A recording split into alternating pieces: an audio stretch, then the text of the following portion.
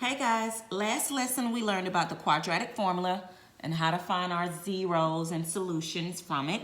And this lesson is going to be talking about the discriminant cases. Now the discriminant is just a portion of my quadratic formula. We know that my quadratic formula is x is equal to negative b plus or minus the square root of b squared minus 4ac all over 2 times a. I can use my quadratic formula as long as my function is in standard form, which is ax squared plus bx plus c. Now my discriminant is just a little portion of it. It's just a little baby. My discriminant is what is under the radical. Radical meaning my square root little sign. So what is under the radical is b squared minus 4 times a times c, which is my discriminant.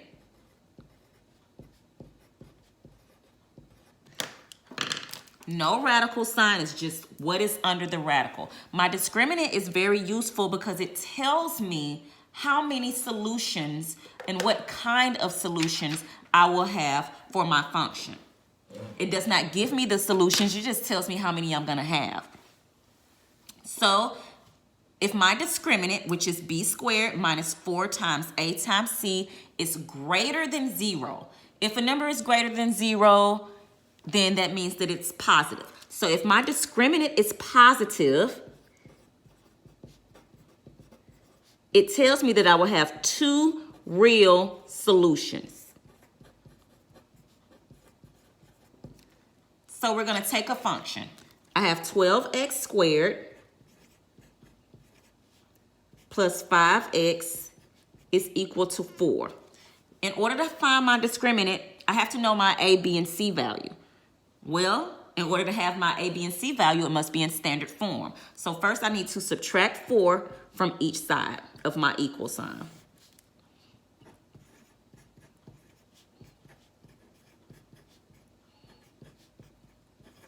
Now I have it in standard form. I just need to identify what my a value is, 12, what my b value is, 5, and what my c value is, negative 4.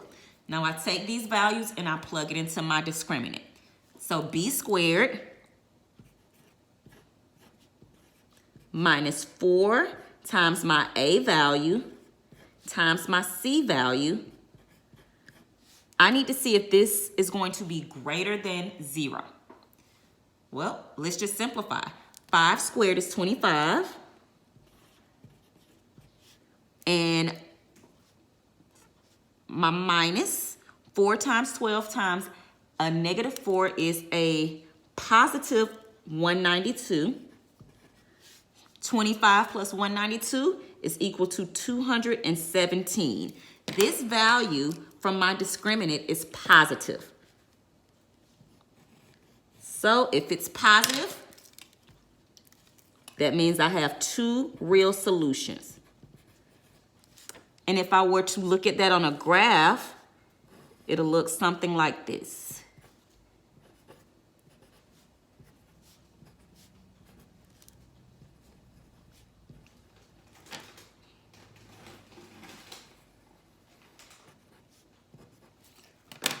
A solution here and a solution here. Well, what if my discriminant is equal to 0? If my discriminant is equal to 0, then that means that I will have 1 real solution.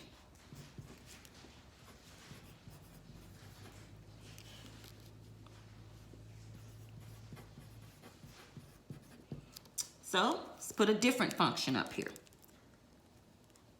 I have x squared minus 8x is equal to a negative 16.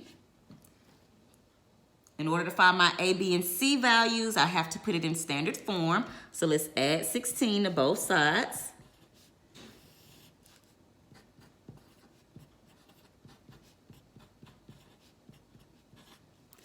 All right, my a value is 1, my b value is negative 8, and my C value is a 16. Now let's just plug these into my discriminant. B squared, I have B squared minus 4 times my A times my C. Let's see what it's gonna be equal to. Well, negative 8 squared is 64. And 4 times 1 times 16 is also 64. 64 minus 64 gives me a 0. So my discriminant is 0, meaning that I will only have one real solution. And on a graph, one real solution will look like this.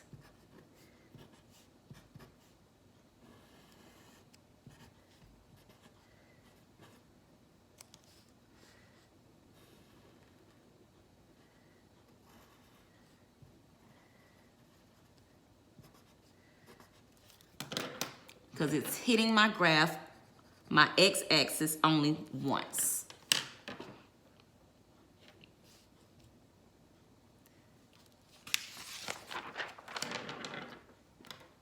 All right, but what if my discriminant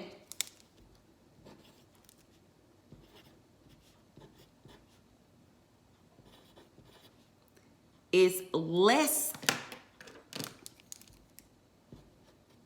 than 0? Well, I know if it's less than 0, then that means that my value is negative, and I cannot take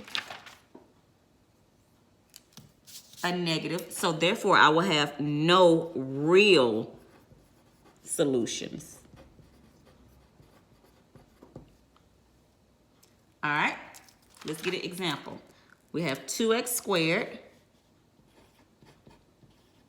plus 3x is equal to negative 4. I know to find my A, B, and C values, it has to be in standard form. So let's add 4 to both sides.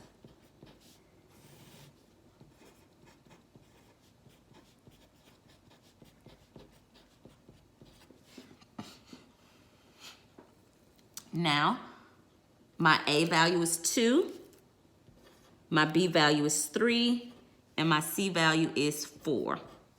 Let's plug these babies into our discriminant. B squared minus 4 times A times C. And let's see what we have. 3 squared is 9 minus 4 times 2 times 4, which is negative 32. 9 minus 32 is a negative 23. My discriminant value is negative. Therefore, I will have no real solutions, meaning that my graph will not touch my x-axis at all.